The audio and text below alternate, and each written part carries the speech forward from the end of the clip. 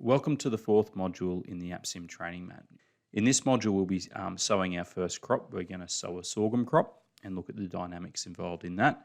And we'll also look at how we create linked simulations, and we're going to do that by creating a nitrogen fertiliser experiment.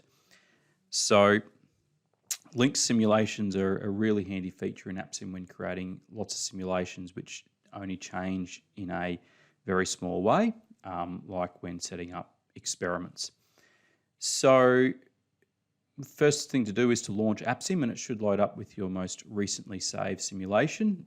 So if you've been following along the training materials, that will be the nitrogen cycling simulation that we did as Module 3. And so we're going to start a new simulation. So click on the New button in the top toolbar and scroll down to the continuous sorghum.apsim file and open that one.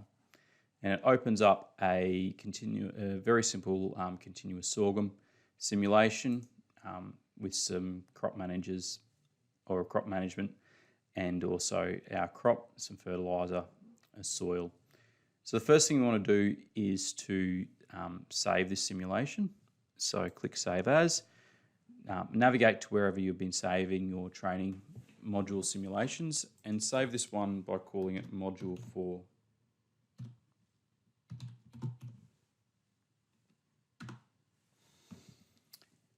Okay, we're going to rename our simulation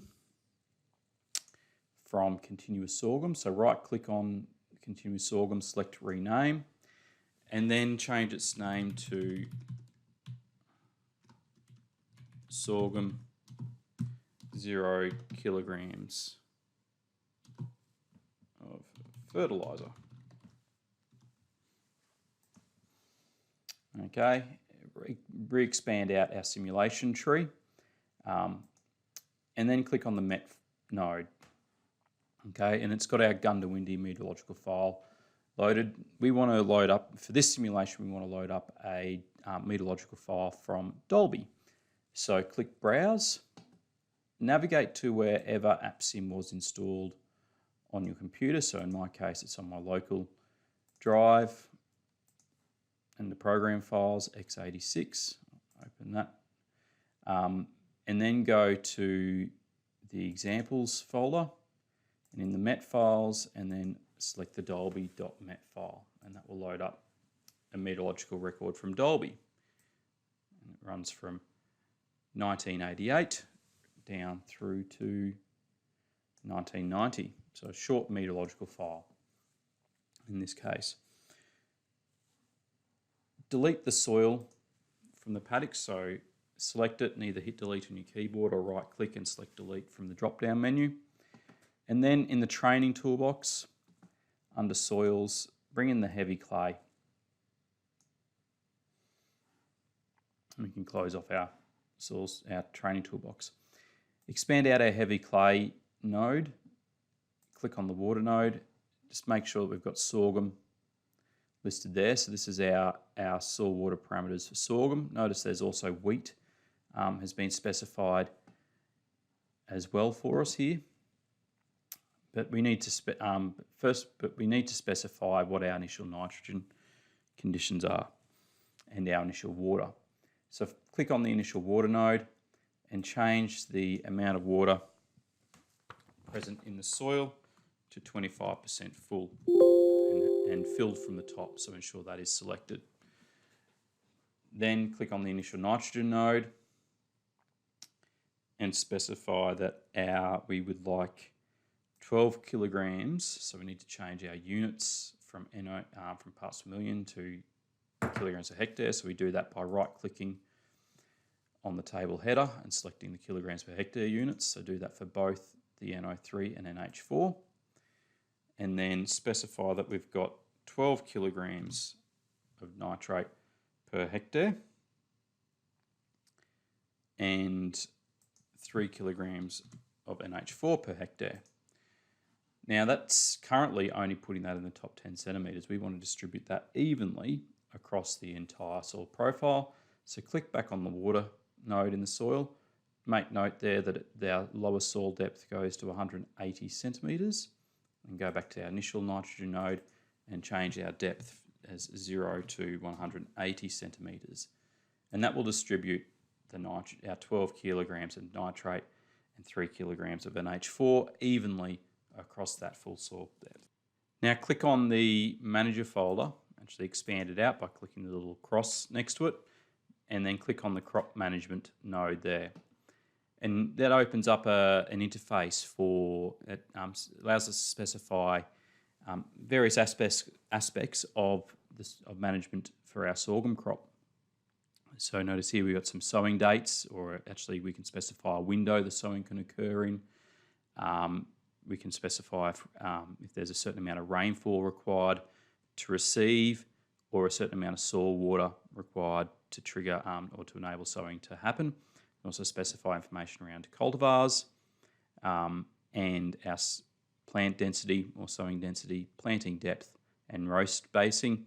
And because this is sorghum, we can also specify whether it's a skip row crop, and again, we can specify the number of tillers the crop will produce. But usually, if running the model in Queensland, we would leave that, or Queensland or Northern New South Wales for that matter, we would leave that as NA, and that would be automatically populated out of the model parameter set for us. So we need to specify this management to reflect what I'm about to enter in, so just follow along as I go. So we're going to specify the start of the sowing window to be the 1st of January. Okay, and then we're going to specify the end of the sowing window to be the 1st of January as well. So this will mean sure that we only sow on one day, the 1st of January.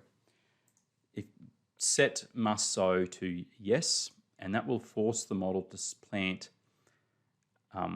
the crop every year on the 1st of January. Every year the simulation runs on the 1st of January.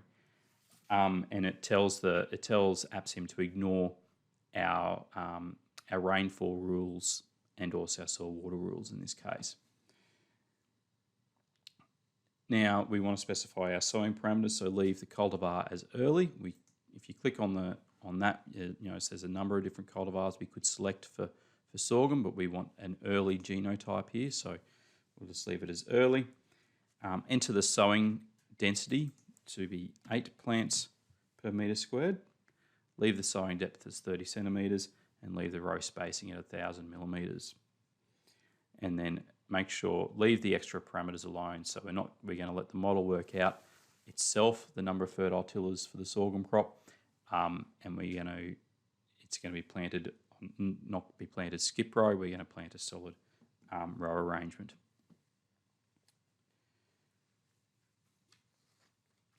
Now, we're going to ultimately be setting up a fertiliser response experiment in this simulation, so we need to bring in a fertiliser manager as well.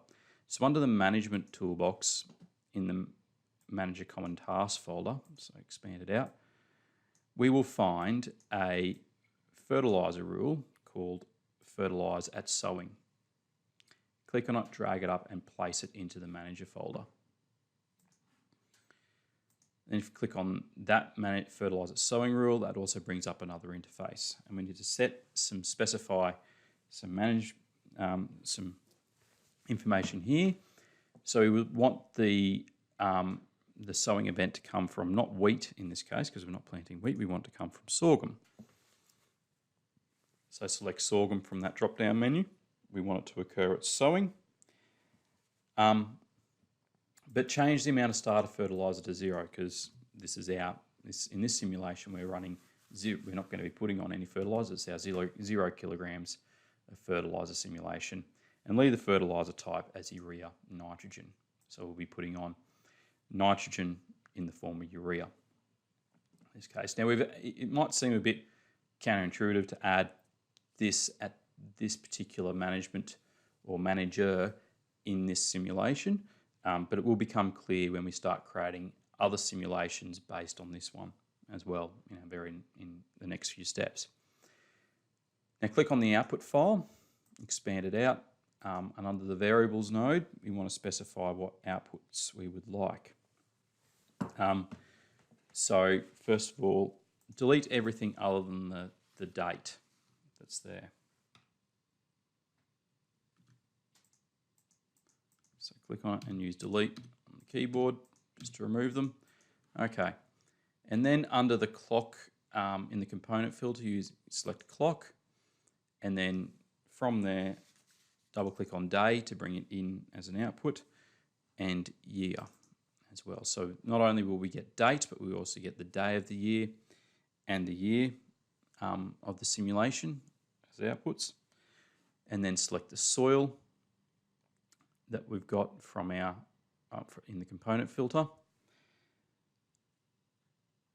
And there we want a parameter called dlayer. So start typing that into the search bar. We'll come up with dlayer. Just double click on it. So this will return the depth of each soil layer for us. And then we also want, now notice it's an array, if you recall from previous modules. Arrays can either return each the value for each soil depth, and if we didn't want that, we could then put open parentheses and close parentheses right next to the parameter name in the list here to get it summed or totaled across all the depths. But we want, in this case, the depth of each soil layer, and we also would like the soil water content of each layer. So start typing SW into the search box, and then select SW as well. And again, we can ask for that as it's an array variable, so we can receive it for each soil layer, or if we were to put in an open parentheses and close parentheses behind it, we would get it summed across our entire soil. But in this case, we want it for each soil layer, so we'll remove those parentheses. So that gives us our soil outputs that we're going to be after. For our crop outputs, select sorghum from the component filter. And there's a number of different outputs that we would like. So the first one, notice there's a lot we've got to select from. So we will use the search box to narrow down which ones we want. So the first one we want is one called days after sowing. So start typing days and we'll find it right there. Double click on it to bring it into our list. We also want the leaf area index, so type LAI, and then we can double click on LAI, and that brings in our leaf area index into our outputs. We would like biomass as an output, so start typing biomass in and then select it when you find it. And finally, we want the ultimate response variable, and we want yield. So, and that will give us our grain yield of our sorghum crop as well. So click Save. Now that we've got our outputs, select reporting frequency and make sure that it is specified as daily in this case. Change the dates that we run our simulation across from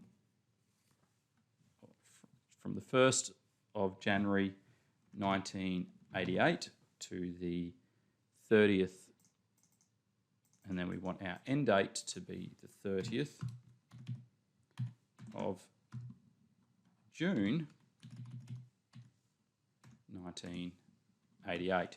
And remember that, make sure that your dates appear exactly like how I've got them on the screen here, because APSIM can be really picky about the format that we provide dates to it in. Click Save, select the simulation, the sorghum 0 kg fertiliser in the simulation tree, and click Run. And hopefully our simulation is run cleanly. We've got no warning or error warnings appearing next to our progress bar. So if we click on the output file, we'll start seeing all our outputs here, our depths of each layer, each soil layer. There's our soil water contents, and days after sowing, leaf area index, the crop biomass, and the crop yield. We can scroll down. Notice there, this is the point where we had a harvest event because our yield has gone from 888 kilos per hectare down to 0. Scroll along, and here's our dates here. So we notice that our simulations run for the 6 months that we told it to. So that's all well and good. Our simulation has worked, but what we're actually ultimately aiming here to do is to create a nitrogen fertiliser experiment. Now we could go through, we could create a copy of that simulation and change it, but then that simulation would be actually independent from our original simulation. And say we wanted to change something else in our crop management, like from a solid row arrangement to say a single skip row arrangement, we'd need to do that in each one of our new simulations. So to make things a bit easier for us, there's a function called linked or creating linked simulation. So if you right click on our original simulation and instead of and then select duplicate this node, and we want to create one duplicate, but check this linked duplicate box and go OK. Okay, and so we've just created another simulation there, which pretty much matches our original one. But notice how it's in blue, and the blue means it's been linked back to the original simulation. So that means if we were to change something, say in our management, let's change our row arrangement from solid to single, and then look in our new simulation, our linked simulation, our row arrangement is back at single, or is at single rather than as solid. So now we don't want that in this case, so go back to our original simulation, change it back to a solid row arrangement. But that means we can very easily change management across a whole range of simulations. We can create multiple linked simulations, which is exactly what we're going to do here. So we can create multiple linked simulations, but we can very easily change the management across all those simulations simply by changing it in one simulation. Now, that's great. What we want when we're creating experiments, because often we only want to change one thing at a time. So in our case, we want to be able to change the fertiliser at sowing and keep it different in each simulation, but keep the crop management the same. So if you right click on this fertiliser at sowing, the one that's linked here, and then select unlink, and then we can select unlink this node, we can change it back to a black node or a black text or text that isn't blue and underlined. And in this case here, now our fertiliser sowing rule in this linked simulation is actually independent from the original one. So on this one, we can specify it to have 30 kilograms of nitrogen fertiliser applied at sowing.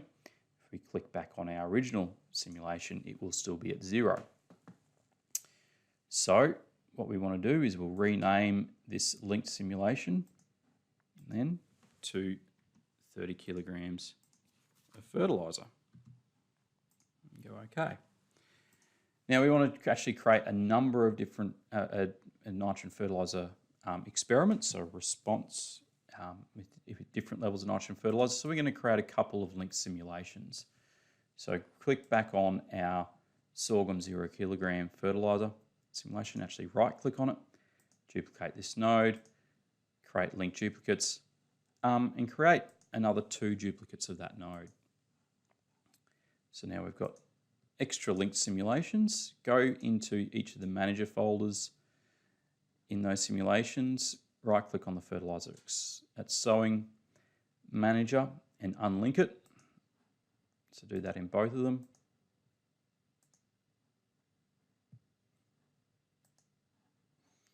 Okay, so in this one that is currently called sorghum 0 kilograms fertiliser 1, we'll rename that one now to 60 kilograms of fertiliser and specify in its fertiliser sowing manager that we're going to apply 60 kilos of fertiliser at sowing, and then for our other one rename it to 90 kilograms of fertiliser, so sorghum 90 kilograms of fertiliser. OK, and then in its manager folder under the fertiliser sowing rule, change its fertiliser application to 90 kilograms per hectare.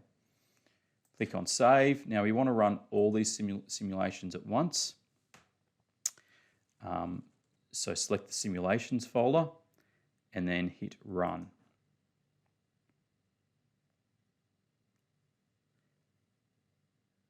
And now we've just run 4 simulations, all with different nitrogen fertiliser rates. Now, a couple of things to be wary of with linked simulations.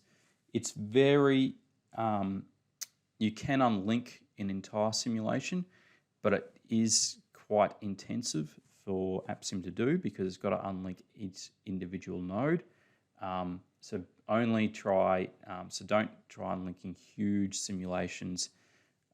Often it's easier to create a copy of them, an unlinked copy of them. And also, if you create quite a lot of linked simulations, it will slow the time it takes to run the simulations down. So you can very easily create a situation where if you've got a lot of these and they're quite complex or long simulations, where you will end up tying up your computer for a number of hours, if not days, to complete those simulation exercises. And if that's the case, if you're running simulations like that, you really need to consider looking at running APSIM within a cluster or a high-performance computing framework. But anyway, our simulations have been completed now. We could look at our output files, but looking at raw numbers can become a little bit tedious. We'd like to create a graph of our outputs to see what our response to fertiliser has been. So to create the graph, go to the graphs node. We're going to create an XY graph. So select the XY graph, click it and drag it and place it into the simulations folder. Expand out its nodes till you get to the APSIM file reader. Browse and then navigate to where you've been saving your APSIM training simulations. And we're going to select the various output files from each one of our simulations. So the sorghum 0 kilograms of fertiliser. Click on it, hold down the control key on your keyboard, click on the 30 kilograms of fertiliser one, the 60 kilograms of fertiliser one, and the 90 kilograms of fertiliser one. And that means we're bringing each one of those output files together to create one graph.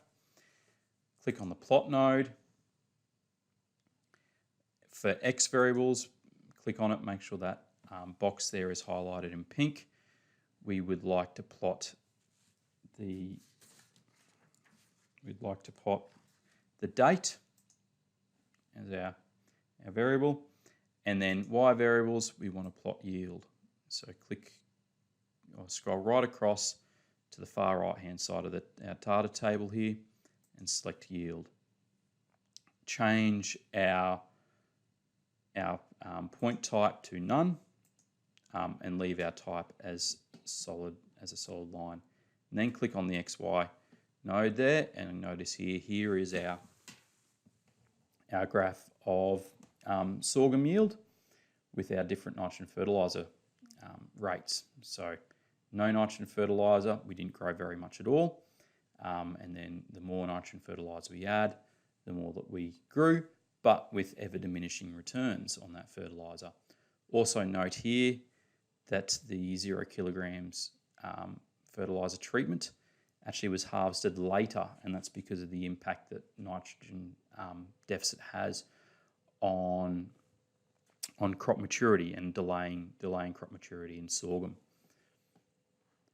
So that concludes Module 4 of our APSIM training. Just click Save to make sure we save our simulation. Try experimenting in this case with maybe create some more nitrogen fertiliser application rates to work out where we cease to get any benefit or increase in yield through the application of nitrogen fertiliser, or perhaps try changing another aspect of across all the simulations to see how the response changes. So maybe try a single skip or a double skip row arrangement, or maybe some different sowing dates, or maybe even a different cultivar.